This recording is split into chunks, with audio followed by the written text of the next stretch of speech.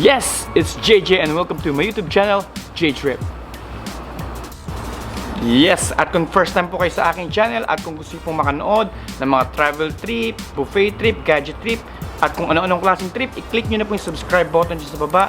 Wala pong bayad yan para makatanggap po kayo ng mga bago kong videos. Alright.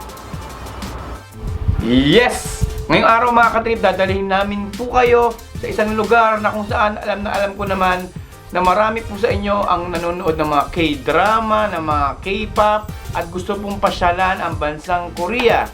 Kaya ngayong araw pupuntahan po natin ang lugar ng Myeongdong, pero this time ituturo ko po sa inyo yung mga hotel na malapit po sa shopping area para kung kayo po yung magbubook, walking distance na lang.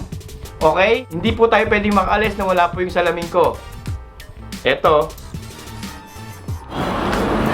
Yes! At dito mismo sa Myeongdong, Seoul, South Korea, mismo diretso ko kayong dadalhin sa mga malalapit na hotel na walking distance lang sa kanilang Myeongdong Market.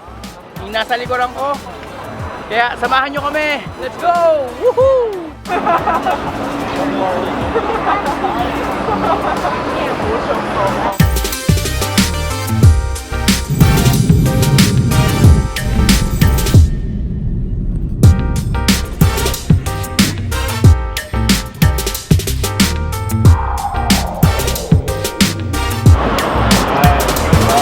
Tips lang mga katrip, kung manggagaling po kayo ng airport at wala kayong service, hindi kayo magga-grab or hindi kayo magta-taxi, meron po tayong bus at yun po yung sasakyan natin going to Myeongdong area, ang 6015.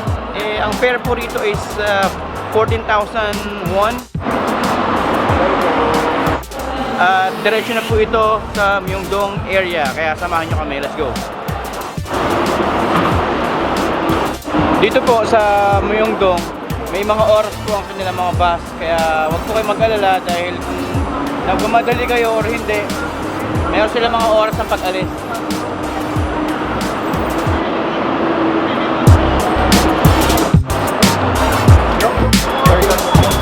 Yung station. Thank you. Ito na yung bus nila.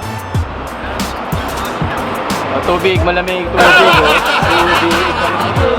Mani kayo dyan, mani oh. Dito na tayo syempre, diba? Ayos. Relax. Okay na.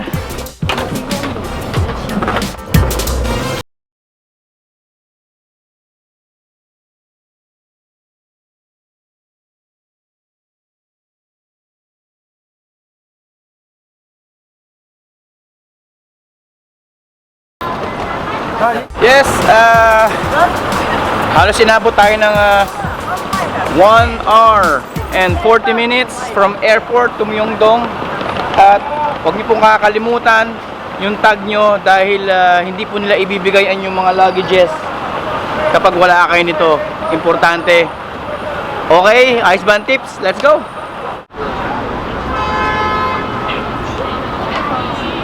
Yes, at bago po namin kayo libutin dito po sa Seoul, Korea, yung mga malalapit na hotel, gusto po namin na batiin yung aming mga mahal sa buhay dyan sa Pilipinas at dyan sa Hong Kong.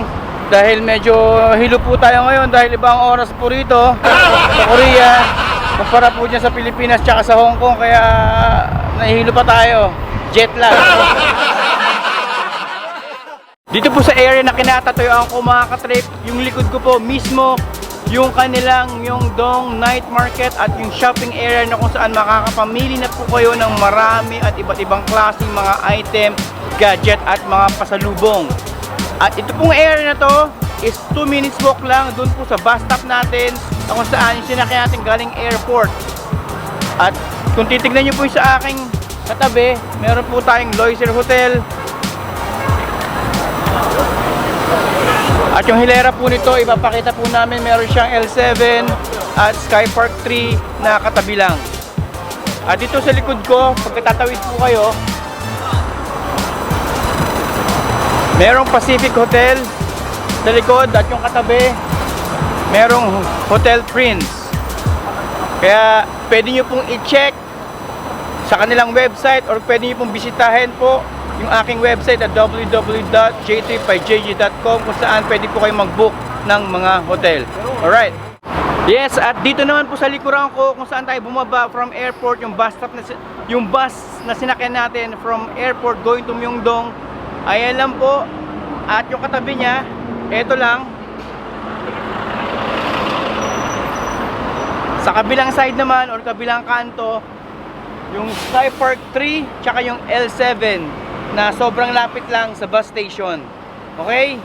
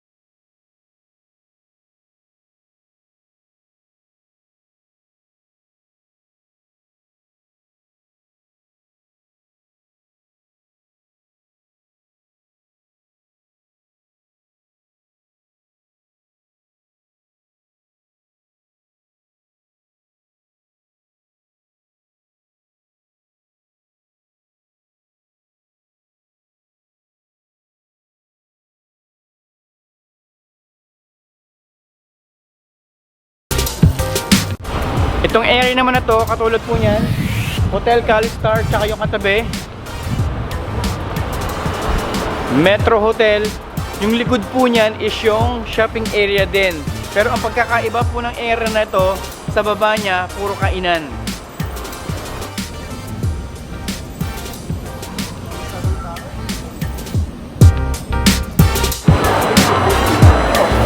Sa katapat lang ng Hotel 28, dito rin sa Myeongdong shopping area, kung ang hilig nyo is barbecue, mga chicken at Korean barbecue places, this is the perfect place.